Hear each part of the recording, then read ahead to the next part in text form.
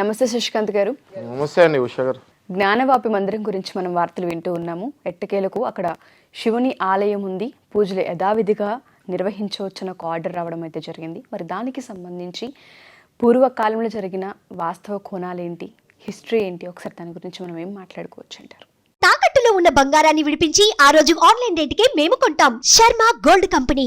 జ్ఞానవాపి మస్జిద్ అన్నది అక్కడ మస్జిద్ గుడి రెండు ఉండేవని మనం వింటున్నాము. ఓకే, జ్ఞానవాపి మస్జిద్లోనే అక్కడ వ్యాసిక టెకానా అనేసి అంటే అదొక గృహల్లాగా ఉంటాయి. ఓకే, ఆ గృహల్లో మన హిందూ పూజారులు అందరూ అక్కడ నివసించేవాళ్ళు. అందులోనే ఒక శివాలయం కూడా ఉండేది. స్లోగా ఏమైంది అంటే అది మొత్తం మస్జిద్ కిందకి కన్వర్ట్ అయిపోయింది. ఓకే, వదిలేశారు అది.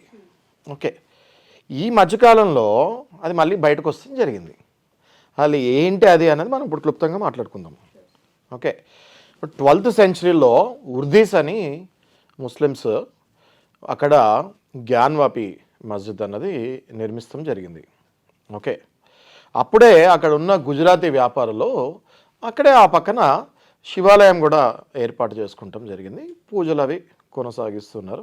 మీకు అందరికీ తెలుసు, గుజరాతీ వ్యాపారస్తులు దేవుణ్ణి శివుణ్ణి బాగా నమ్ముతారు, బాగా ఆరాధిస్తూ ఉంటారు, నిత్యం శివభక్తిలో ఉంటారు. ఓకే, సో అందులోనే ఈ వ్యాస్జీ అంటే ఈ వ్యాసులు ఎవరైతే ఉన్నారో, వ్యాసులు అన్నది ఒక పరంపరలాగా వేదవ్యాస్ అంటారు. ఓకే, ఈ వేదాలు చెప్పే వాళ్ళని వ్యాసులు అంటారు.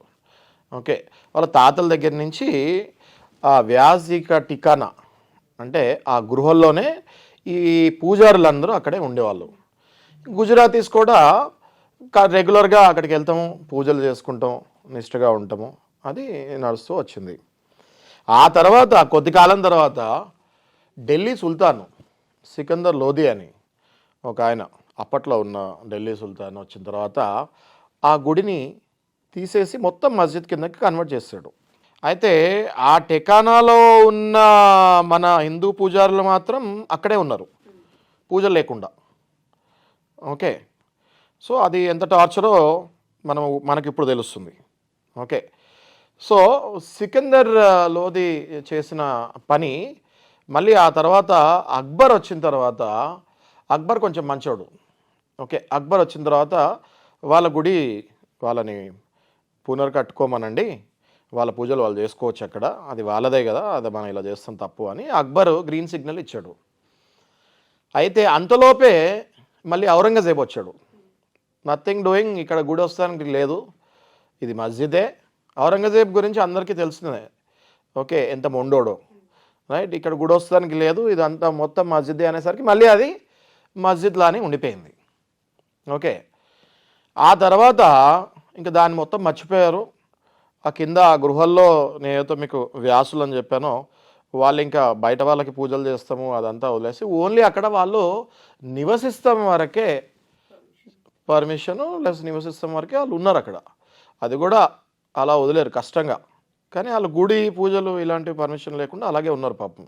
ఏమైనా మీరు పూజలు చేసుకోవాలంటే ఆ వారణాసిలో నది దగ్గర వెళ్ళి మీరు పూజలు చేసుకోండి, ఇది మీ ప్లేస్ కాదు అని ఖచ్చితంగా తేల్చి ఔరంగజేబు ఆ తర్వాత 1993లో, అసలు ఇప్పుడు ఔరంగజేబు, అక్బరు, సికందర్ ఇవన్నీ బిఫోర్ ఇండిపెండెన్స్ సరే వదిలేసేయండి. 1993లో మొన్న ఈ మధ్య కూడా 1993 మన ప్రభుత్వాలు, మన భారతదేశానికి స్వతంత్రం వచ్చిన తర్వాత కూడా ఈ టాపిక్ బయటకు వస్తే అప్పుడున్న ప్రభుత్వం కూడా దాని పర్మిషన్ ఇవ్వలేదు ఏది గుడికి, ప్లస్ అక్కడున్న పూజారులకు కూడా ఎటువంటి సపోర్టు చేయలేదు. ఓకే, ఆ తర్వాత ఏమైందంటే మొన్న సోమనాథ్ వ్యాస్ అని చెప్పేసి అక్కడ మొట్టమొదట వేదవ్యాసులు ఎవరైతే ఉన్నారో వాళ్ళ మనవడు సోమనాథ్ వ్యాస్ అనే ఒక పూజారి అక్కడ వారణాసి డిస్ట్రిక్ట్ కోర్టులో ఒక పిటిషన్ ఇస్తాం జరిగింది.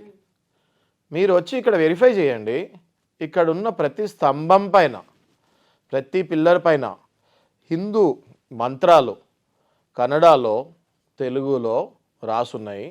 ఆ మంత్రాలు చదివితే ఇక్కడ నిత్య శివారాధన జరిగేది అన్నది ప్రూఫ్ మీకు దొరికిపోతుంది అని. ఆ తర్వాత దాన్ని వెరిఫై చేస్తాం కూడా జరిగింది. వెంటనే అది వెరిఫై చేసిన తర్వాత ఆ డిస్ట్రిక్ట్ కోర్ట్ జడ్జి గారు వారం రోజుల్లో ఇక్కడ పూజలు జరగాలని ఆదేశం ఇస్తాం జరిగింది. ఎవరికి? డిస్ట్రిక్ట్ అడ్మినిస్ట్రేటివ్ ఆఫీసర్కి. ఓకే, ఇది చాలా హర్షణీయమైన పరిణామము. అయితే ఇక్కడ మనము అర్థం చేసుకోవాల్సింది ఏంటంటే, అప్పట్లో ఉన్న ఔరంగజేబు లేకపోతే ఆ సికందర్ లోధి సుల్తాను, ఢిల్లీ సుల్తాను, వీళ్ళు పర్మిషన్ ఇవ్వలేదు అంటే that is okay.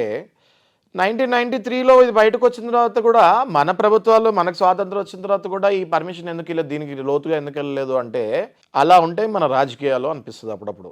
Okay, so ఈ మధ్య మనకు జరిగేవన్నీ కూడా ఇప్పుడు అయోధ్య చూసుకున్నా, వారణాసిలో మళ్ళీ మనం ఇప్పుడు తిరిగి అక్కడ శివాలయం వస్తుంది అందులో అంటే జనాలు చాలా ఆనందంతో ఉప్పొంగిపోతారు, రైట్?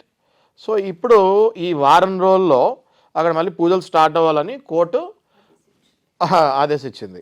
ఈ వారం రోజుల్లో మళ్ళీ వీళ్ళు జ్ఞాన్వాపి మస్జిద్ వాళ్ళు ఉన్నారు కదా, వీళ్ళు అప్పీల్కి వెళ్ళే ఛాన్సెస్ ఉంటాయి. ఓకే, ఇది మళ్ళీ 2-3 రోజుల్లోనే మనకి తెలుస్తుంది. వీళ్ళు అప్పీల్కి వెళ్ళి ఇక్కడ లేదు, లేకపోతే స్టే తెచ్చుకుంటాము, లేకపోతే పునఃపరిశీలించండి, ఇట్లాంటి చేసే ఛాన్సెస్ చాలా ముమ్మరుగా ఉంటాయి. ఓకే, ఇంకొక 2-3 రోజుల్లో మళ్ళీ మనకు క్లారిటీ వచ్చేస్తుంది. ఒకవేళ వీళ్ళు అప్పీల్కి వెళ్ళిన తర్వాత, ఈ ఆర్గ్యుమెంట్స్ అయిన తర్వాత, ఒకవేళ కోర్టు కనుక ఫైనల్ డెసిషన్ ఇక్కడ పూజలు చేసుకోవచ్చు అని మళ్ళీ డెసిషన్ ఇచ్చేస్తే, వచ్చే నెల ఆర్ ఈ నెల ఎండింగ్కి, ఫిబ్రవరి ఎండింగ్ కల్లా ఖచ్చితంగా ఒక ప్రాపర్ కోర్ట్ ఆర్డర్ అన్నది వచ్చేసింది అంటే మోస్ట్లీ March 24 నుంచి వారణాసిలో శివాలయం బ్రహ్మాండంగా స్టార్ట్ అయ్యే ఛాన్సెస్ ఉంటాయి. ఎట్టకేలకు మీరు అన్నట్టుగానే పూజలు నిర్వహించుకునే ఒక అవకాశం అండ్ దాంతోపాటు అక్కడ నిత్యం శివారాధన ఎప్పట్లాగే జరగాలని, ఎంతోమంది భక్తులు అక్కడికి వెళ్ళి శివుని దర్శించుకోవాలని మనస్ఫూర్తిగా కోరుకుంటున్నాము. ఇప్పుడు మీరు అన్నట్టుగానే మనస్ఫూర్తిగా ఇది ముందుకు వెళ్ళాలని, ఆ శివాలయము ఎంత తొందరగా అయితే అంత తొందరగా మొదలవ్వాలని, మనకి అయోధ్యలాగా, వారణాసిలాగా ఇట్లాంటివి మన భారతదేశంలో ఎంతో ప్రసిద్ధికి వెళ్ళాలి. మనందరం అవి దర్శనాలు చేసుకుంటూ ఉండాలి. పిల్లలు కూడా ఆచారాలు ఫాలో అవ్వాలని నేను కూడా కోరుకుంటున్నాను. Thank you sir, thank you so much.